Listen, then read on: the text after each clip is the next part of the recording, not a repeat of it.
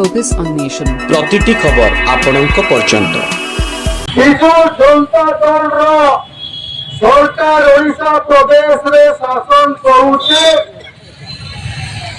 ये 24 वर्ष भितर हिसाब से दुर्नीति, भ्रष्टाचार, नारी निर्यातना बढ़ी से स्वाधीनता परठारु पड़ोशी सरकार रे एंता भ्रष्टाचार नहीं। ମୁଁ ଋଷିକେଶ ଗାନ୍ଧୀ ଆଜିକୁ ଭବାନୀପାଟଣା ଜିଲ୍ଲାପାଳଙ୍କର କାର୍ଯ୍ୟାଳୟ ସମ୍ମୁଖରେ ଭାରତୀୟ ଜନତା ପାର୍ଟି କଳାହାଣ୍ଡି ଶାଖା ତରଫରୁ କପାର ଅଭାବ ବିକ୍ରି, ଧାନର ଅଭାବ ବିକ୍ରି, କଟନୀ ଛଟନୀ ଏବଂ ସେମାନେ ପ୍ରଚାର ପ୍ରସାର କରୁଛନ୍ତି ଯେ ଗାଁ ଗାଁରେ ମଦର ବନ୍ୟା, ମଦ କଳାହାଣ୍ଡିରେ ମଦ ବନ୍ଦ ହେଉ। ଏ ବିଚାରଧାରାକୁ ନେଇ ସେମାନେ ଜିଲ୍ଲାପାଳଙ୍କ ସମୟରେ ଆଜକୁ 7 ଦିନ ହେଲା ଗଣଧାରଣାରେ ବସିଛନ୍ତି ଏବଂ ଭାରତୀୟ ଜନତା ପାର୍ଟି କଳାହାଣ୍ଡି ଶାଖା 4 ତାରିଖ ଦିନ କଳାହାଣ୍ଡି ବନ୍ଦ ଡାକରା ଦେଇଛି। କିନ୍ତୁ ଗୋଟେ କଥା ଉଠୁଛି ଏ ଜାଗାରେ, ସେମାନେ ଜାଣିବାର ଅଛି। ପ୍ରଥମରେ ତ ମୁଁ ମଦର କଥା କହିବି। ବିଜୁ ପଟ୍ଟନାୟକ ମଦ ବନ୍ଦ କରିବା ପାଇଁ ବହୁତ ପ୍ରୟାସ କଲେ, କିନ୍ତୁ ଅସଫଳ ହେଲା ଓଡ଼ିଶାରେ। ସେମାନେ ବି ଜାଣିବାର କଥା।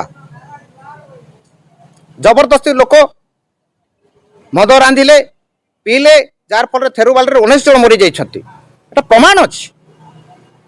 ଆପଣ ଜାଣନ୍ତି, ଯଦି ଲୋକ ଯଦି ମଦ ପିଇବାଟା ଛାଡ଼ିଦେବେ, ଅଟୋମେଟିକ୍ ମଦ ବନ୍ଦ ହେଇଯିବ। ଭାଟିବାଲା ତ କାହାକୁ ଡାକୁନାହିଁ, କୋଠିବାଲା ଡାକୁନାହାନ୍ତି ଆସନ୍ତୁ ମଦ ପିଇବେ ବୋଲିକିନା।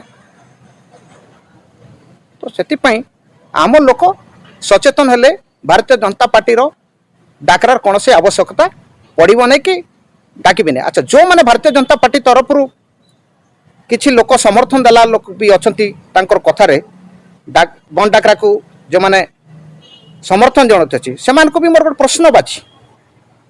ପ୍ରଶ୍ନ ବାଛି କାହିଁକି ଯେଉଁମାନେ ମଦ ପିଉଛନ୍ତି ଏ ବନ୍ଦ ଡାକରାକୁ ସମର୍ଥନ ଦେବେ କି? সেটা প্রশ্ন উঠুଛି জনসাধারণଙ୍କ মহলরে।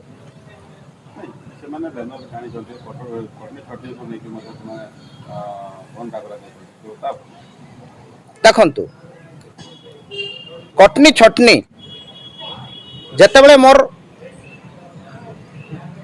সামনাকু আসিছি বা জানিছি মোর জ্ঞাতরে, ভারতীয় জনতা পার্টি বিজু জনতা দল সরকার সহিত গঠবন্ধନରେ ଥିଲା। এটা भी जनसाधारण जानी। सेतेबेले वर्तमान राज्य सभापति भारतीय जनता पार्टी मनमोहन सामलजी से खटी कल्याण मंत्री थिले। सेतेबेले कौन कटनी छटी हो नथिला? सेटा भी प्रश्न उठाउछंती जनसाधारण। तत्संगे कपार अभाव बिक्री आपण देखंतु, कॉटन कॉर्पोरेशन ऑफ इंडिया अछि। ओडिशार कपा किनिबा पई कि काई अमंग होउछंती, ओडिशार धान किनिबा पई काई among होइछंती 1200। Thanks for watching. Please subscribe our channel, click on bell icon to get latest updates, and don't forget to like, comment and share.